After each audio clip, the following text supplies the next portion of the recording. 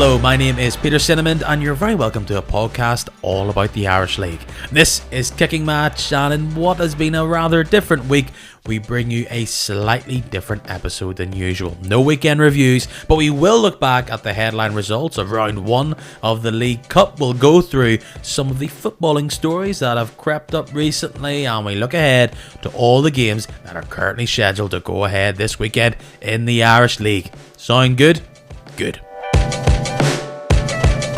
I'm glad to say that fixture postponement has not delayed the debut of another fine contributor to the pod. Like a dramatic summer transfer, early talks were positive, soon details got hammered out, then out of nowhere it looked as though it was off. But negotiations were resurrected and both parties were keen on a deal. It might not be a full run out, but we expect a decent outing today. Some of you may be disappointed that I'm all out of Ronan Keating references, at least ones that any of you would actually have heard of, so I would promise that I would get rid of this opening gag, but ultimately it's only words, and words are all I have. He's a journalist, Lurganista, head of digital content at Alpha Media Group, and according to Wikipedia, he's also regional manager of Dunder Mifflin's Scranton branch. And welcome to the pod, Michael Scott. Hello, how are you? Life is a roller coaster. Here we are. Indeed. That's what I got with Gareth Hanna. Something. Yes, I'm not to be confused with the fella from The Office, but it's a very good show. And if anybody does get the two of us confused, I'm very happy with that. It's no problem. Michael, I wanted to resist it, I must say, but a man in my position just couldn't. Alas, there is no other weird Peter Cinnamons. Are you sick of the Michael Scott crack, or is it just a part of your world? I don't get it that often. Sometimes people come up to me and go, "Do you know there's a TV program called The Office?" Yes. Do you know the main character is called Michael Scott? Yes. All right. Okay, and that's about it, because they can't slag me off because I already know all about the stuff that they're going to slag me off about, which is good. So, but you know what, I have to say I am a big fan of the show anyway. I would have been without the name reference, because it's just good quality comedy, let's be honest. No, you know how all the John Smiths of the world live, or I don't know, the Michael Boltons. You just have to ride with the punches. There's no other real way you can change it either. You can be a Mickey if you want, but that's just... Don't change, the world has to work around you, Michael. But I've never been a Mickey, and I'm not going to start now. No, absolutely. Well, you're a part of the media team at Glenavon. You're a proud Lurgan man. I've done my research online and I saw you posting a little can of Spade Town beer, which means I have to ask, do you just eat, drink, watch, follow anything that comes from Lurgan, or are you a bit of a craft beer man as well? No, I do like a craft beer, to be honest. It just so happened it was around the time that they were bringing that beer out. I got sent out a few promotional tins, I'll be honest. Those were freebies. Although I did go out and buy some afterwards. I'll level with you there on that one. But no, it was quite nice. I don't want to do a free ad for Spade Town on your podcast, but very good. Give it a go. Here, man, it's good gear. I'm happy for it. I get stick at work about it, as in that I'm a big craft beer fan. I like the local stuff. I could go on about the boundaries and all the rest here. So I was nice to see Lurgan having their own one. I think I saw a stat that there's a brewery now in every single county in Ireland. So that's just kicking off. But we're not talking about local food, drink, whatever. It's all about football, and we should probably reflect on how the season's been for the Lurgan Blues. They feel like they're a team that's been one of the most talked about teams on this podcast so far this season. One, because people don't know how they're going to sit this year, and the other reason is, I guess we're only a few minutes in. Let's talk red cards, shall we? Has this been in the pantheon of frustrating, baffling Glenavon seasons? Where is this one sitting in the early days of it? I have to give credit to one of my good friends who's also in the media team, Al McCann, who yesterday turned Moorview Park the theatre of inconsistency, because it so really, really is. You just don't know from one day to the other which Glenavon's going to turn up. Obviously, we started off really poorly against Ballymena opening day of the season, but then fought back to get that 2-2 draw after getting those 2 red cards, one of which was harsh. The other one, Skinner's probably deserved. Then the other one, then the following week wasn't a long game. I think we're unlucky to lose. Yeah, very much so. Again, having gone down to 9 men. We went to Coleraine. No one was expecting a result. Managed to get a fantastic win, probably our best performance, I would say, in the last 3 seasons. And then that brings us up then to the debacle against Newry, which was just a really awful night. One of those nights that I don't think anybody was expecting. It was the same team, same tactics. Why would you expect to go down 4-0 to Newry? Sorry, 4-1. I still can't explain it. I've thought about it often, and I just can't get my head around that one. But then, of course, since then, we've had a couple of cup games. We look good. The other night against Donstown, we looked all right against Friday, but then with a fairly fringe team out. So all roads lead now, I should say, to this Cliftonville game on Saturday, which is going to be a really, really tough game. But again, it's the sort of game that Glenavon might well turn out and put out a great performance. We just don't know. Theatre of inconsistency. I'm absolutely going to steal that. The question is, this season, is it going to be a tragedy or a comedy, or can it be both? Has it been both? I can't imagine we're going to have great success in the league.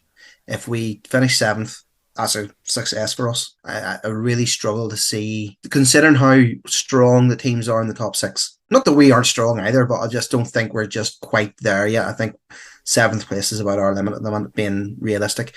The cups are where we are likely to have our success this year. The League Cup, obviously we won against Donstown. It's a competition we haven't done well in recent years. We got to the semi-final, I think it was it 2019, 2018, something like that.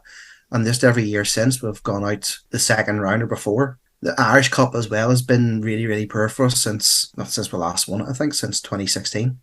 So hopefully we can turn that around this season. Whether we can do it, I suppose we don't know. It's all going to kind of come down to what happens on the day, same as any cup competition, but I'll remain hopeful of cup success.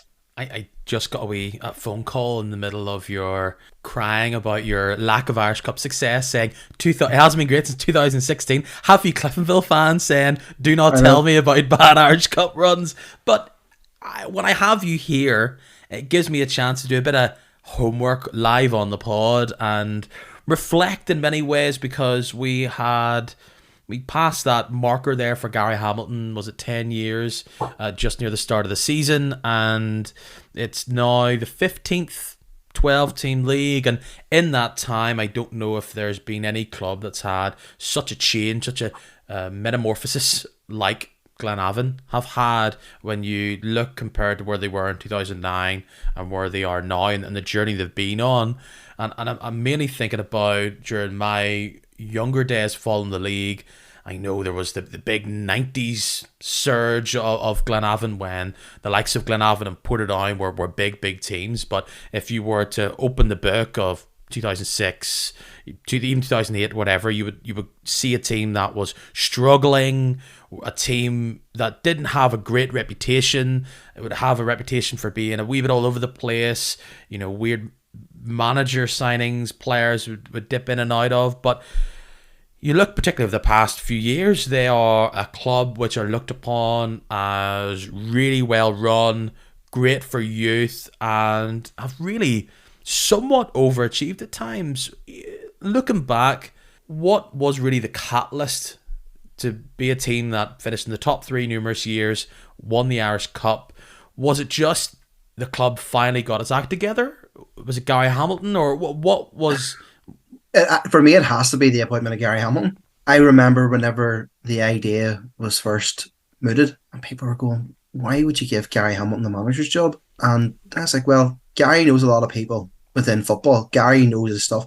I've sat with Gary before he became manager. I knew him of old, and you could sit and you'd watch matches a day with him, and he would analyse it, and he would tell you everything you need to know. Also, he's got that experience as well of being a young player playing across the water with Blackburn. He was a winner. He always was a winner. He always had that passion for Glenavon as well. I do recall him scoring for Portadown and celebrating widely, which caused a lot of anger between me and my friends, but it was all right. We let him off of it. He came in and he saved us from relegation that season. We were going down. I was convinced that season we were going down before he was appointed. Kept us up. Eventually just built us up and up and up until we started winning Irish Cups and finishing third on a sort of almost regular basis. And I suppose that's why now people look at us now and go, well, we've sort of fallen backwards a bit. We're not sitting third in the league anymore. You're not Challenger Cups anymore. And that's starting to grate a lot of people. And I don't think we've any God-given right to be doing that. And if you look at the rest of the teams that are in the league, and I know people go on about Gary always labouring on about full-time teams and whatever else, but it's true. Those teams are expected to go and win the league. Those teams are expected to go and win the Irish Cup every year. We're not. That's why they're able to go and attract the top players. We can't. It's simple. I don't want to sound as if I'm Gary Hamilton's mouthpiece here, but he is right. I mean, okay, Cliftonville have done well, but then they're sitting in the middle of Belfast. They can attract the players who are sitting, maybe working in Belfast or Monday 9 to 5, and they can go and train in Belfast. It's a lot of effort for somebody from Belfast to come down to Lurgan after having to do a day's work. You have your cost of living crisis. Players don't want to travel. I know I'm making excuses here for the man, but it's true. It is true. Think of your own position. I mean, well, maybe I'd walk over hot coals to pay for Glenavon. Not that it'd be much good for them, but going out 3 nights a week, the train, coming down to Lurgan every night of the week, and if you've maybe done a 8-hour shift in work, it's a hard attraction. He's done a fantastic job to keep us competitive. We're still in for a shout every year of qualifying for Europe, which is great. And, long may it continue. You really highlighted an interesting point, which I think some people forget. He has built some form of a slightly stoic aura recently, but you're absolutely right. When he makes the move to Glenavon as manager, it's near the tail end of his career. What was seen to be at the time as if, he was moving on from Glentoran and this was him on the downturn. And he had a reputation of being quite flippant, laissez-faire, cantankerous, and that either was going to be grab them by the scruff of the neck and be this Roy the Rovers' big triumphant, success, or this was going to be a club that needed stability and it was only just going to add more petrol to the flames. But he's proved any doubters wrong. He has been able to build numerous teams, and that's a part of it as well. He's been able to build these teams, and if you look at the players that have gone, particularly young players that have been taken out of this Glenavon team from the Reece Marshalls and various other ones, you have a who's who of great Irish League players, and being able to stick around the top and I would say reinvest. But we live in this world now where a player like Lee Bonus is going for £100,000. The players that were leaving Glenavon 6, 7, 8 years ago, there was almost a case of Glenavon were not letting them go for free every time, but they were not standing in their way. They were not going, you will not go unless we get huge amounts of money. That's what some people forget, that these players were moving on, and Gary wasn't given an absolute bounty, an absolute treasure trove of money to reinvest in the team. Even if you go right back to the very start of Gary's time, the players Gary brought in, the likes of an aging Kieran Martin, an aging Winky Murphy, it was outstanding for us. What he brought in players who, like him, had those winning qualities and knew what was needed and changed the dressing room that way. That was the first thing he did. He grew a lot of talent, as you mentioned, the likes of Mark Sykes, James Singleton, Reece Marshall, Bobby Burns, all those guys. That was one of the key aspects of what Gary has done over the last 10 years, the work with the Glenavon Academy. Gary knows everybody and everything to do with the academy. It's like a lot of managers, I think, don't look far beyond the first team or their under 20s. Gary, from right down as young as under 8, and we've seen that, I'm sure we'll come on to it later on with Chris Atherton, he knows every aspect of that club because he's there full time. He lives and breathes managing Glenavon Football Club, and he's done a outstanding job. He really has. What a seamless bridge to this topic, as it's been somewhat the talk of the footballing world UK-wise. It's been all over social media. You mentioned all those players that came through the Glenavon Academy, the youth system there, and then against Dollingstown in the League Cup. Up steps one Christopher Atherton, 13 years of age, 300 and however many days it is when it comes to listening to this podcast. That's baffling.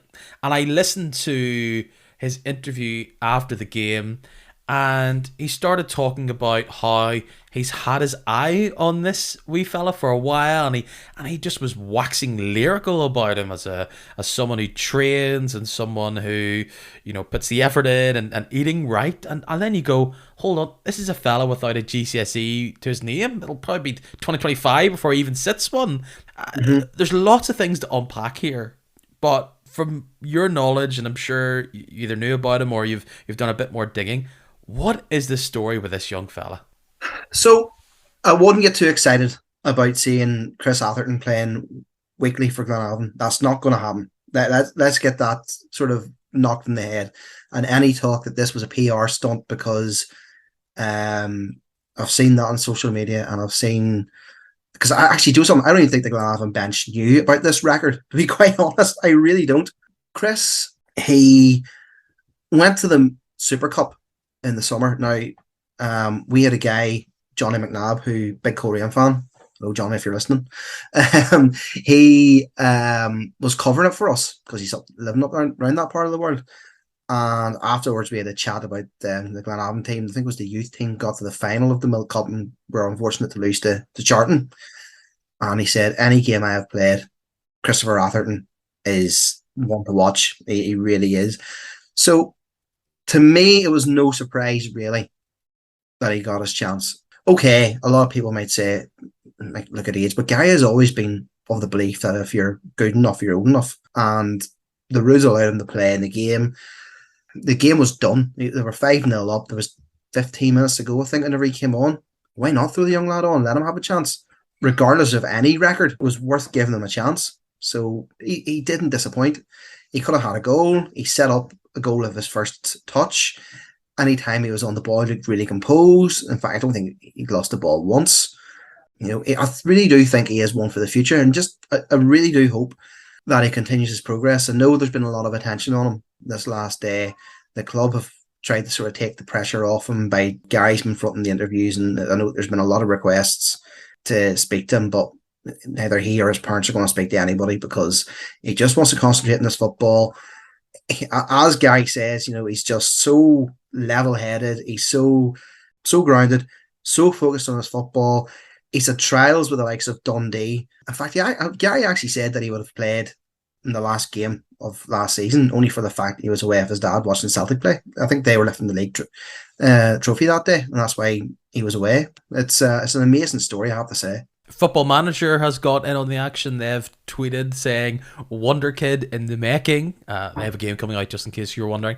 And, it's been on Sky Sports and all the rest. And look, it's a quirk and it's a funny story. And in many ways, I think the League Cup lends it to it.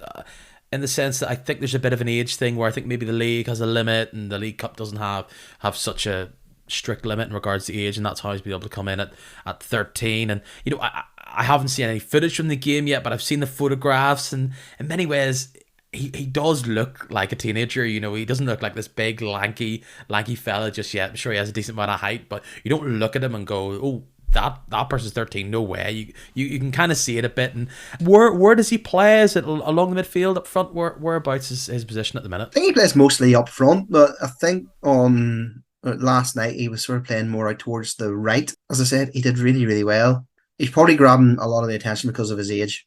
Certainly in the 10 minutes that he was on, 10, 15 minutes, like, he didn't look one bit out of place. And I don't even think he'll be making a step up in the reserve football or anything like that. Yeah, I don't think he's just ready just yet for that. He was playing against a Donaldstown team that was, by that stage, well beaten, very tired.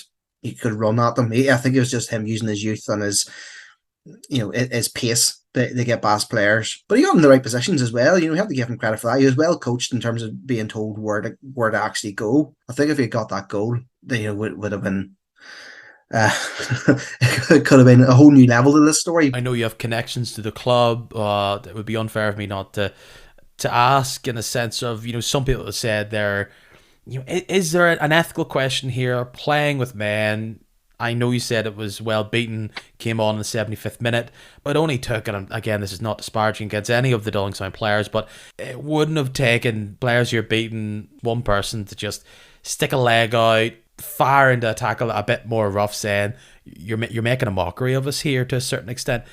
Is there any credence to those words, or do you think Guy made the right decision? It's up to him regardless. I think he made the right decision. I mean, look, if Gary had thought there was any danger of the young lad being hurt in any way or being out of place in any way, he wouldn't have put him on. It was the right game at the right time.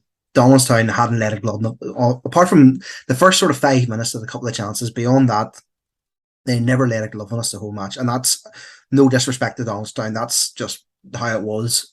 I don't want to say it was an easy run out for him, but in the circumstances, like it was the right game for him to come on. I don't think anybody ever really expected him to come on and make an impact. I think at the end of the day, the game was done. It was 5-0. So no, I think Gary made the right call. I can understand where people are coming from. Don't get me wrong, in terms of the whole ethical point of view. But I mean, if it put it like this, if it had been even 3-0 in the game, the score being 3-0, I still don't think Gary would have thrown him on. I think it was just the right point in the game, the right time, the right scoreline, the right conditions brought him on. Regardless, and I don't nothing to do with any record or anything like that. There, I just think it was the right point in time to bring the lad on, to give him that bit of first team experience. It ends 6-0. You were there. Does it feel like it was a mixed team? A few reserve players, a few young players, whatever. But does it feel like a get right game for you guys going into the weekend? It'll certainly give us a bit of confidence. I'm not sure how many of those play. Well, I suppose there will be a few of them actually will feature in the game on Saturday, I'd imagine. Like the Micheál Glenn, who played very well. Connor Scannell might feature. He did quite well too. And Jack Malone, who's going to be a great signing for us from Derry City. He did really, really well in midfield. Like I said, Donaldstown didn't really lay a glove on us throughout the game, but with any luck, hopefully that will be a bit of a turning point for us. It'll certainly give us the confidence anyway. And I think one of our big problems in recent weeks has been, our inability to find the net. We've created chances, but we just haven't converted chances. So scoring 6 in a match was no bad thing. Hopefully that'll give the boys up front. And since we've changed the formation now, we start playing more with a 3 up front. That'll help us out a wee bit in terms of that confidence. Oh, big top 6 energy there with the 3 up top. Would that be with the Campbell one side, and then what are we talking? Probably Campbell down one side, Fitzpatrick in the middle, and normally McCluskey on the right. But I think Connor might be carrying an injury. I'm not sure. So possibly Scannell or the other young lad we've signed from Derry or from Shamrock Rovers on loan, who might fill in down that side. So we have options there. Well, it was a round where there wasn't really many upsets, although there was a key one, and you were not the only team that were able to use this round of fixtures to get a bit of confidence up, knock a few goals in. Glentoran run out 7-0 winners against Institute. Like I said, 6-0 for Glenavon against neighbours Donningstown. Dungannon Swifts got 3-0 against Queens. Coleraine put 4 past Dergview. Carrick Rangers with just the 5 past Stuart King's old team, Banbridge Town. It's funny, you talk about bringing in older players who are winners, and it just makes me think of that's what Stuart King's doing to great success there with Carrick. Another wonder goal from Andrew Mitchell. That's a player you cannot give space to outside the box at this minute because he's just going to knock it in. Anna United got 4 against Bangor away. Ballyclare Comrades 4-2 against Ballinamallard. That was an old championship affair. Cliftonville 3-0 away to the Welders. Larne 5-1 against Distillery. Newry needed penalties against Limavady away. That was a 0-0 after 90 minutes and extra time. Loughgall dominating the championship at the minute. 5 goals past fellow championship side Knockbreda. 5-1 Linfield against Moyle Park. Portadown getting their shooting boots. 5-0 against Armagh City. And Warrenpoint just with a 1 against Newington. There is, of course, one game I haven't mentioned. The standout result of the round. Wilger Park was the setting. Dundela, shock of the round. 2-1 against Crusaders. I think if you were to look through the games beforehand and you were going to predict an upset away, the tight pitch of Wilger, you would maybe mark that down, but that's some way to celebrate his 50th birthday there for manager Niall Curry. 2-1. That is just an incredible result for Dundela, despite it being in the cup. It really is, and Niall has done a really good job down there. Niall has had a tough time managerially recently, but he's done really, really good down there. He's assembled a decent squad as well. I'm not surprised that they've got this result against Crusaders. Well, I am and I'm not. I mean, obviously it's a shock result, but I mean, you know what I mean. I mean, in a way, it's not that big of a shock. No, it's because it's been coming. I've been talking on this podcast for a while. They're letting teams in, they're letting teams get at them, and all it takes is a goal, and then all of a sudden they have to shift the way they play, where sometimes they like to do the counter, and they weren't going to get that counter attack against Dundela, and they just, there's these moments of concentration that just go awry. And like, I didn't see the full game, but I saw little clips from afar, and they were swift counter attacks for Benny Young to score the goal, and they got the second in the second half, and all Dundee needed to do was stand tall. And look, it was not an absolute full time starting 11 for Crusaders, but they still had Tuffy, BJ Burns, Hegarty, Josh Robinson, Laurie was in there. So they did pull a goal back, but maybe that's the wake-up call that Stephen Baxter's men need. Perhaps it is, yeah. I mean, it's a strong enough team from Crusaders, and it's a team that should be beaten any Dundela team. But like Dundela, lace of experience themselves. I mean, I remember Jay McGee, who played for us, is still down there. I think that's part of it as well. Like for Dundela, I'm not saying the Crusaders don't have a good dressing room, but certainly Dundela seem to, and they're feeding off that a bit. They're getting good results, and yeah, I wouldn't be surprised if they're up there challenging for the honours come the end of the season in the championship. You go through that squad. I was down at Wilger for a pre-season game, and I've been down a few times just because of where I'm based. And you talk about Premier League experience. You've got Tony Kane in there. You mentioned Jay McGee at the middle of that defence. Chris Rogers, David McMaster, Crusaders know very well. Willie Faulkner. There was Lee Chapman on the bench, and that's not including some wee young sparks, the likes of Rhys Annette. I know Mark Matthews was on loan there last year. That's a really solid team, and they're physical and they're big as well. I know that's usually Crusaders' thing, but Dundela are able to stand up to these Premiership teams, and will that give them a chance to get out of the division? Absolutely. It will. Will they be able to beat out the likes of Anna, Warrenpoint, Loughgall? We'll just have to see. But this was always going to come, and we'll see how they do in the Irish Cup later on in the year. But it's a shock. But I also want to reference the man I said, 50 years old, Niall Curry, the new TikTok manager, loving posting things on social media. That's a man who has an incredible record in the Championship, multiple league titles with Loughgall, was with Anna for a while. People forget that because he wasn't allowed to take that team into the top flight due to licensing and whatever drama there is to get into the top division. And for a lot of people, they'll look at his stint at Portadown as somewhat of a black mark of maybe he's not able to do it at the top tier. Ultimately, since Roddy McFall, has anybody been able to do it well at Portadown?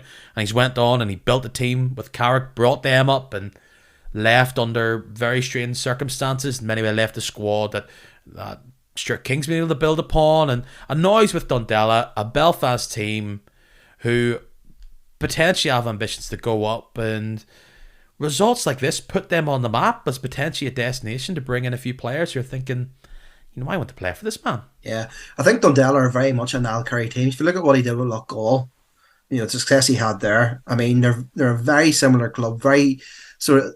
I don't want to say a small club because I know Dundela have a fair bit of support down East Belfast, but Loughgall have a fair bit of support around Loughgall. They're two very well-run clubs who just want to win things. They want to win trophies. They want to succeed, and Niall Curry certainly brings that. And yes, Portadown, very much a black mark, and I think sometimes Niall has used that experience to sort of prove people wrong going forward, if you know what I mean. Saying, I can still do this, I can still win trophies with teams like Dundela. All the best to him. Like, I mean, as you say, he's never off TikTok now, so we'll be keeping up to date, no doubt, with how they're doing across the season. Oh, we will absolutely. I'm very entertained, I must say, and credit goes out to Dundela. They put up a reference. They photoshopped him looking like he's in Gladiator, the movie, so they're absolutely loving it. And you know what, you're right in a way when you look at a team like Dundela when it comes to potential.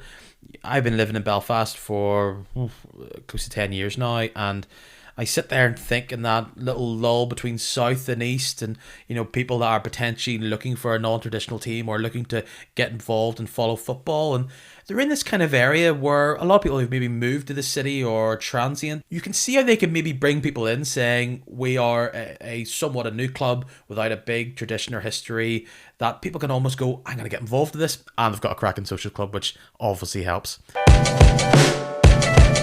Outside of that, there is also, before we get into the proposed state of games for this weekend, we are getting closer to an international break. It feels like it should have come a wee bit earlier, but just the way this weird season is, just hasn't happened. But Northern Ireland are looking ahead to 2 games in this Nations League, which I think we might be getting a wee bit tired of, but we'll come to this again, and we'll tell you how it goes if we can somehow use it to our advantage and we start winning in these competitions. But they've got games against Kosovo at Windsor on Saturday the 24th of September, and then a few days later they go to Greece.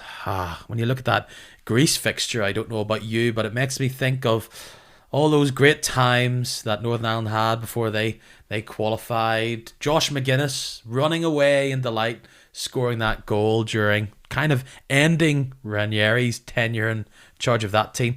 Of course, they got one over on us in the first game week of this competition, and despite having what you would look at on paper as a fairly, not easy, but a group that you go, I'll have that, they are yet to win. They've lost to Kosovo, draws against Cyprus. The squad hasn't been announced just yet. How do you feel as a fan going into these next games? Is it win or bust for Baraclough? In answer to your first question, not hopeful, and in answer to your second question, it should be. To be quite honest, we should be beating teams like Kosovo. I don't like saying that, but it's true. We should. 100%. Greece is a slightly different prospect, or they're not a bad outfit. Northern Ireland just aren't good to watch anymore. There's no excitement about the team. I don't get excited about going to watch Northern Ireland play anymore. The fun's been taken out of it. Baraclough's style of play does not appeal to me at all, and I just want this nightmare to be over, to be quite honest. Why do you say that? Do you think, you talked about expectations at Glenavon, that we can't just be as a club, we have to be third or it's absolutely dreadful? Is it just that we're in a lull? Is it just that we haven't been able to get things rolling, or are we looking at it going, why aren't we challenging? Why aren't we having all? We look back at the anniversary. I know it wasn't a particularly poignant one, but we look back at the anniversary of the Healy goal against England, and that was very much a fulcrum moment, something where it changed Northern Irish football, modern Northern Irish football, forever. Have we finally come to the end of that and we're regressing, or does something need to change? Well, we really are regressing. Northern Ireland have no divine right either. I mean, they are the Glenavon of international football. They've been pushing above their weight for a long, long time. Let's make no mistake about that. But it's not, and I wouldn't mind if Northern Ireland were getting poor results, if we were putting in good, hearty performances. We're not even doing that anymore. We're not. We're losing to teams well below us, like Kosovo. Like it's just unacceptable now, I think. And I can understand he's trying to bring through some young players and whatever else, but it just feels like we're at the end of something now, and everybody's just lost interest now. And whenever you get to that stage, it's time maybe changing the manager, new ideas, and trying to freshen things up again to try and at least give us a fighting chance. I think it starts not from the back, but from up top. A lot was made of Lafferty starting of those last few games, and I don't want to get into he is insert age here, what is he doing around the team, but that's a player who's had a very peculiar, he's had a very peculiar career most of his career, but at the stage of his career and where he's bouncing around, and you look at some of the players that are emerging, that's where the questions start. Who is starting up top for Northern Ireland? Why are they starting up top, in the sense of where do they fit into this jigsaw, this plan? Now McGinn is still starting games, and it's all very confusing. If there's a plan that's out there and it's not working, you're like, okay, well, this part needs to get better and that part needs to work, but there was improvement here. Talking to a lot of Northern Ireland fans, they're like, it's not working, but I'm not quite sure what we hoped was going to work. And I don't think anybody's going, Johnny Evans needs to go. We don't want that to happen just yet. We're all preparing ourselves for the long goodbye of Stephen Davis and his international career. But we do have players that are in there and are youthful. Ali McCann is going to be a key part of that. Like, for you, is there any players that you're banging the table saying, I don't know if it's going to work, but we need to trust in them? I'd like to see Dion Charles get a bit more game time. I want to see more what he can do. Ali McCann, you mentioned, looks like a great prospect. I'm really excited by him. I really don't know what the answer is to solve that problem in Northern Ireland. I'm fed up with it now. I really am. Like, I don't want to be so negative going into a game. I would love nothing more to see Northern Ireland win. I'm not feeling it anymore.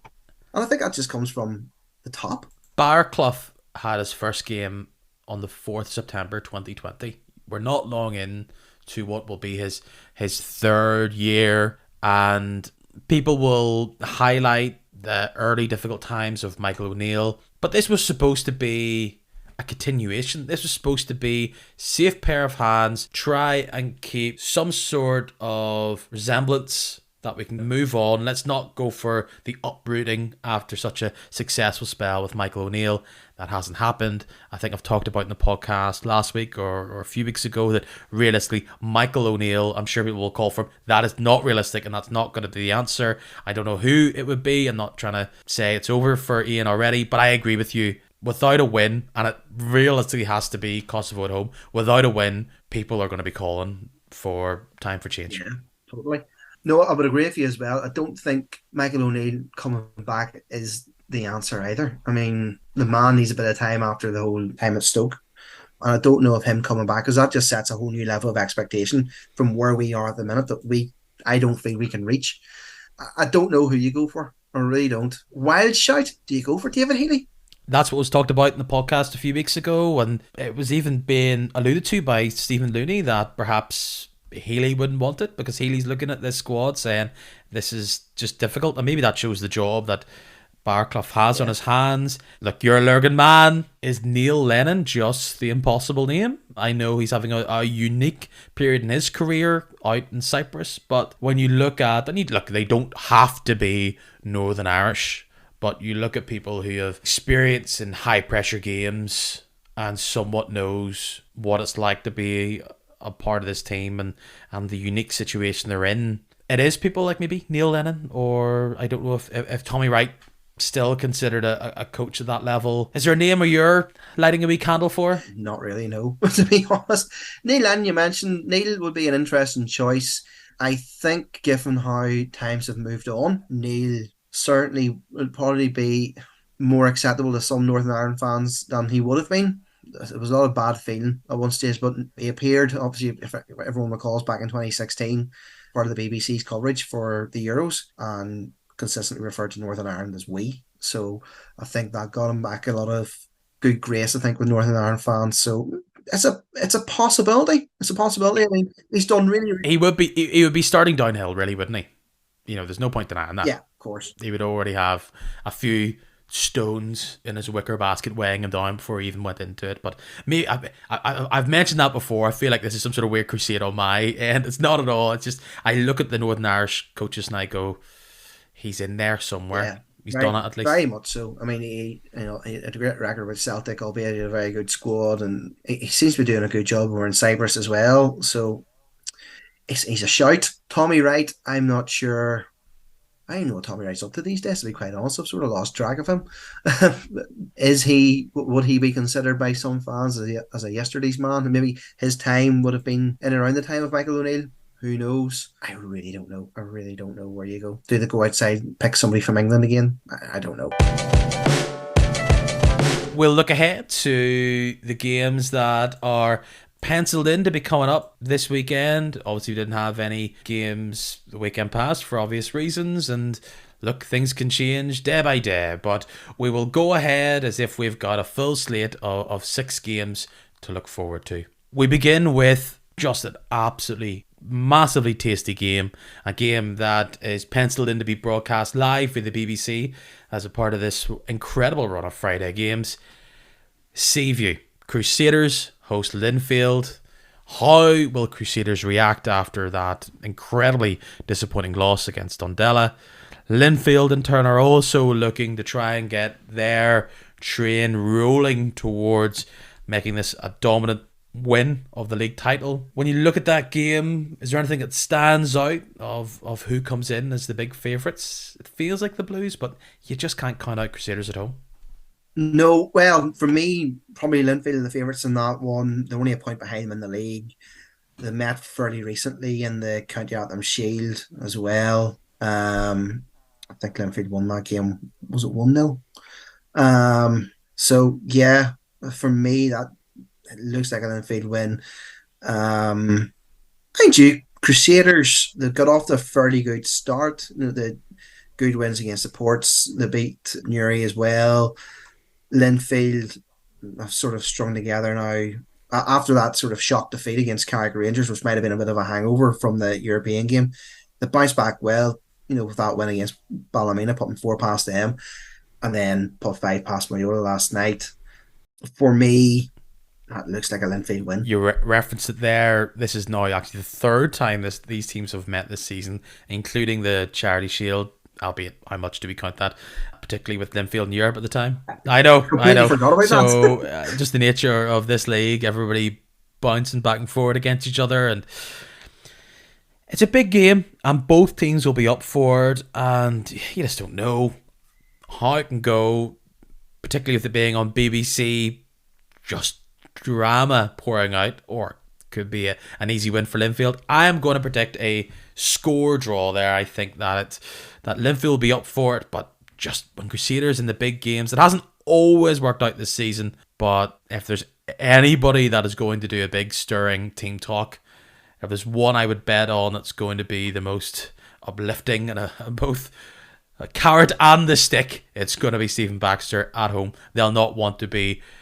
completely run over in their home patch. Newry host Dungannon also on Friday night at the Showgrounds, a game between two teams who are even at this early stage at the bottom of the league.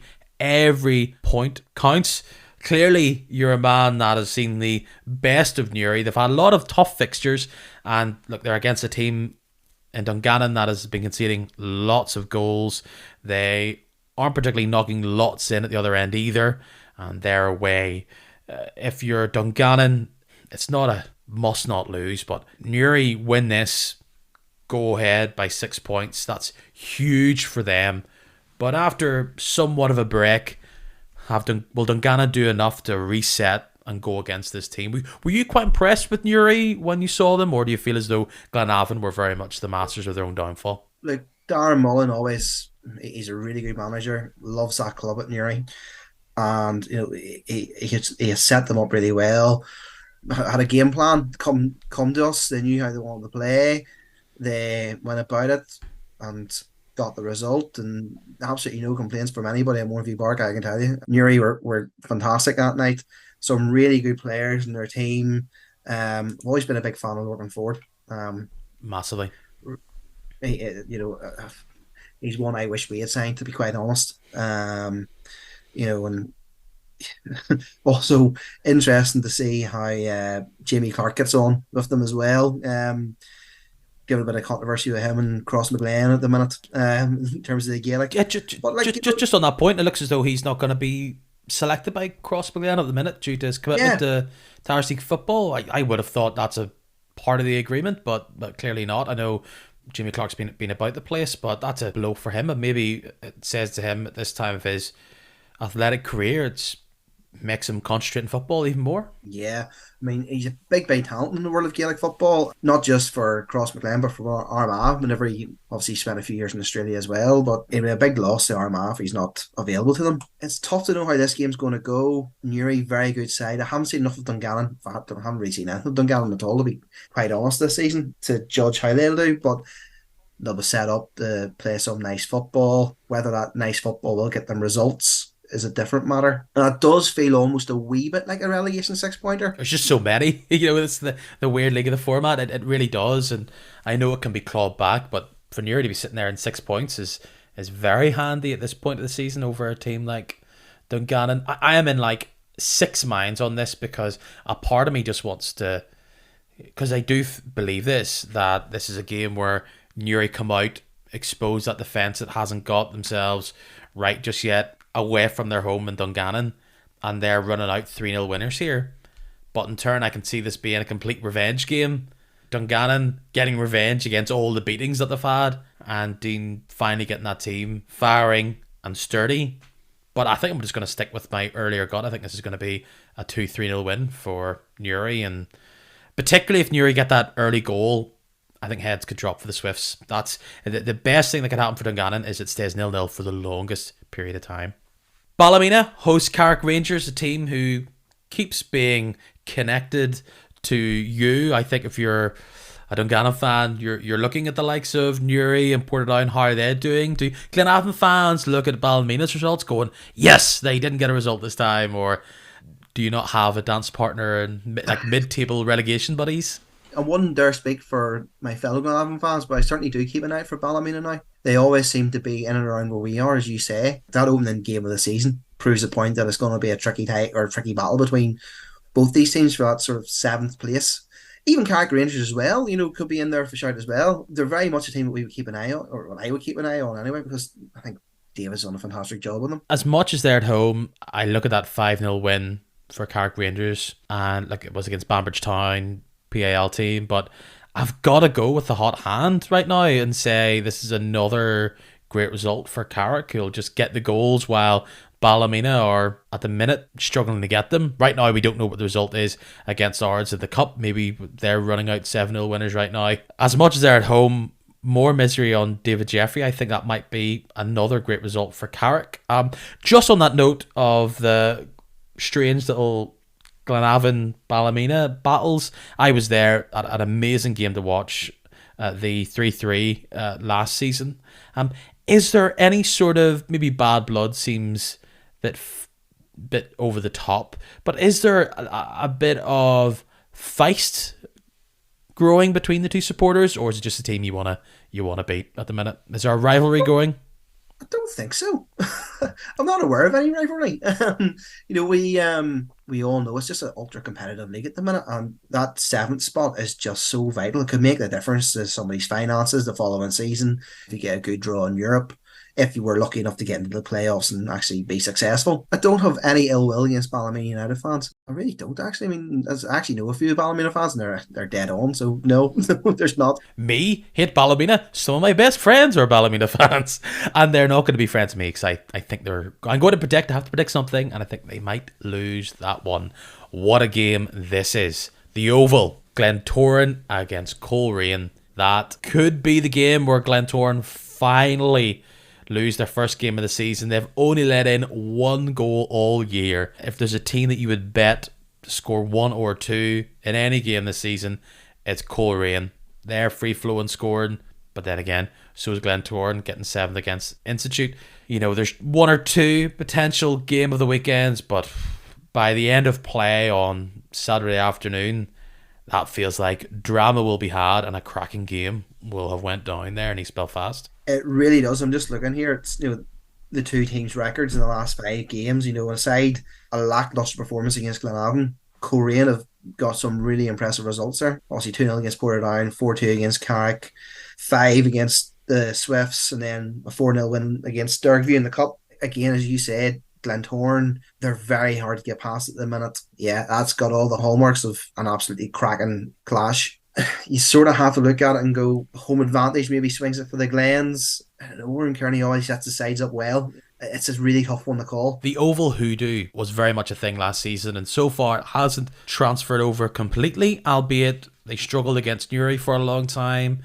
In that game, I thought they were able to eventually outmaneuver Crusaders in that Friday night game, but I really was not impressed with them for a good 60 almost minutes. And when they go against a team like Coleraine, who have nothing to lose in that game, they'll be throwing all those men forward. Shevlin's in hot form, Glacken on one side, maybe Evan McLaughlin on the other, Lee Lynch coming with the ball in midfield. This is the test for Glentoran. If they win this, I think it's them saying, and they'll probably say, we've made plenty of markers. I am going to be a big believer in Glentoran. If they win this game, I don't think I'll be able to bet against them until they lose. But a part of me thinks Coleraine will just come at them, and I don't think it'd be a shock if they won. At some point, because it's destined to happen, they're going to get a bit of a biff on the nose. Yeah. And a team that's only conceded one, this feels like a one where Oran Kearney could be the team to do it. Yeah, look, I mean, Coleraine have got a really good squad. They really do. I mean, you mentioned Glacken there. I've been really impressed with him down the years. Lee Lynch is a cracking player for them too.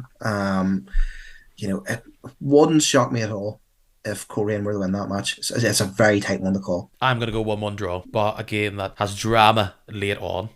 Portadown host Larne. Portadown have just not been able to get a break this season. They thought they were going to go in against Carrick Rangers last weekend, and because that was suspended, I believe that's them. Larne completes their roundup. They're sitting with no points, barely a goal scored, but they now go against Larne after facing Linfield, Glentoran, Cliftonville, Crusaders, Coleraine. They've got the whole lot. They've got all their Pokemon badges, and it's hard to predict that they're not going to lose this one at home either. Anything bar a win for Larne is a massive result for the Mid-Ulster men. As I'm sure you'll know, it'll really pain me to say this, but I can't see anything but a Larne win. Yeah, I mean, yeah, it has been a tough start for Portadown this year. It really has. And I know they've got the Swifts coming up next week. Then they have us in a Friday night match, which, look, I've no doubt they'll raise their game for as well. I think Portadown start of the season just hasn't been great. Regardless of who they were playing, I don't think they really would have had much of a hope anyway. They got a good win. I have to give them credit. They got a good win now in midweek against Armagh City.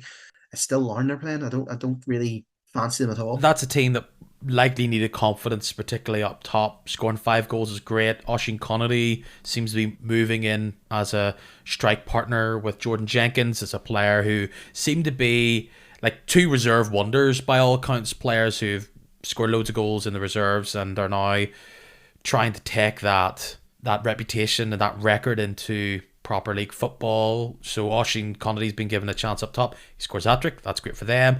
But something about Larne, they're a team that has not completely run away with any games at all this season. They're not like Coleraine, who have just brushed teams aside. Larne have any game they've been in, the other team has been in it almost till the end. You know this from that crazy game they had against you where they just got away with it.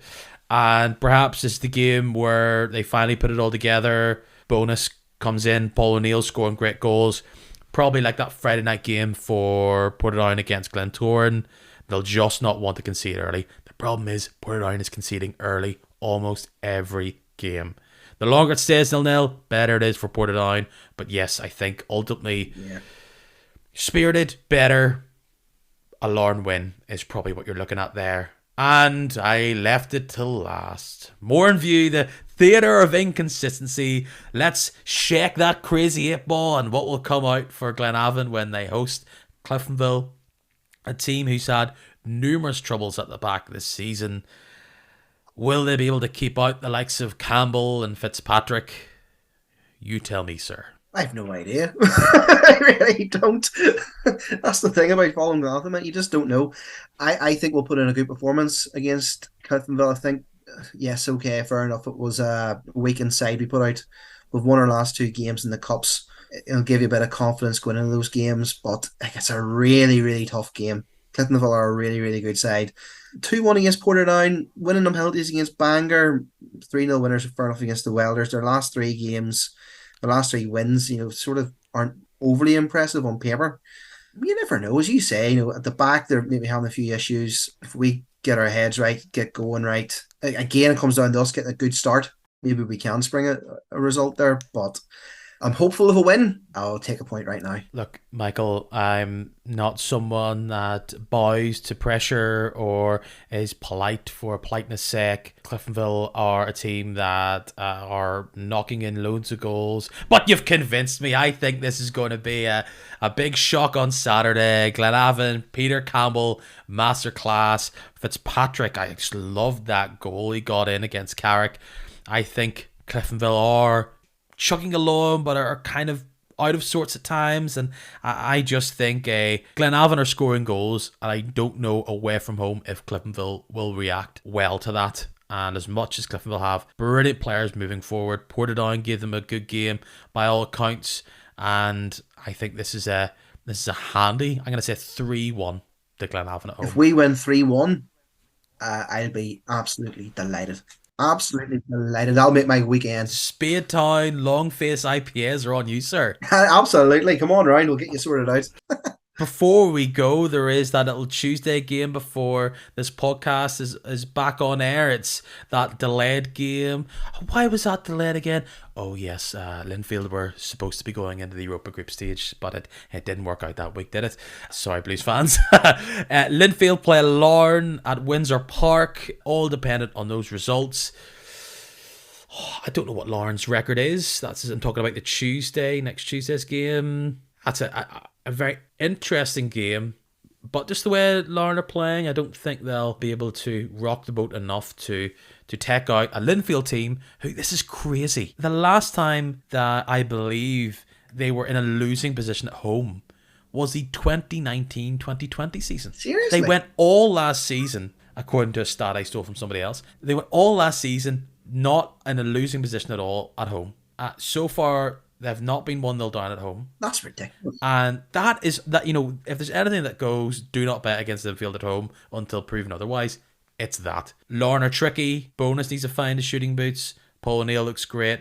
I kind of love this midfield. I don't know. I think it's set up the deal with this 4-3-3, this 5-3-2 that Larne are playing. But I think Linfield will ultimately run out there 2-0. Can't disagree with you. Hard to see past a Linfield win, particularly if they've got that advantage of being at home. So yeah, hard to disagree with you there. Couldn't agree with myself anymore.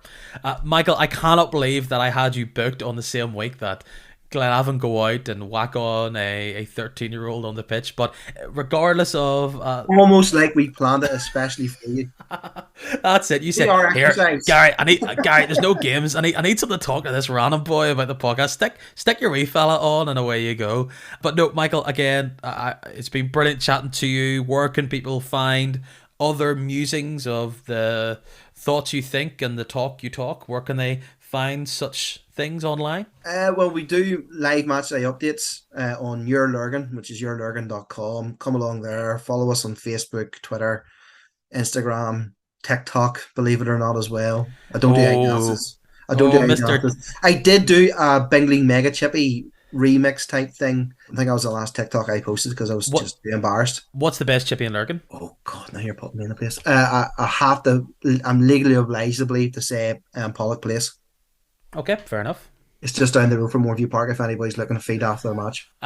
Joel Taggart, no doubt. The same guy does the chips at the back of the home end at Moorview Park. So big up to Gilkey. Fantastic work. Loving your chips. So there you go. If you really love that chippy on your way home from being an away fan, maybe his chips are that good enough that you have to kind of, next time they'll be going in wearing a wee blue scarf going, oh yeah, go the Lurgan Blues. More chips, please. Sorry, I put you on the thing there. So yes, sorry, TikTok, yes. We're all at Your Lurgan. Give us a follow. Delighted to see and hear from you. Also, we have a wee podcast that goes out every Sunday morning around 9 o'clock. Just simply called the Your Lurgan podcast. Myself and Donna McKeown, which is sort of more news and views of what's going on around Lurgan, but we always give Glenavon a mention and I sneak in a wee match report before it goes out in terms of how it goes. So if you want to find out how Glenavon did, but you can't be bothered looking up the results, give it a listen. And actually, just while I chat to the patron saint of Lurgan now that I'll describe you, Michael, who technically is the most famous Lurgan person of all time? It's a dog called Master McGrath. I knew you were going to say that. No, you have to tell me why Neil Lennon is not the most famous Lurgan person of all time. Because the dog's more famous than Neil Lennon. Well, don't forget, we also gave the word Jerry Taggart. Who else did we give the word? There was a boxer as well. There was Captain McFadden. There's plenty of famous people from Lurgan. And myself. You know what? I really appreciate this didn't go, mate, what are you talking about? But no, Michael, I really appreciate it. I very much looking forward to chatting to you later on in the season, mainly because it looks as though it's just going to be a crazy one for your Lurgan Blues. Thank you so much, and I'll chat to you soon. Thank you. Cheers.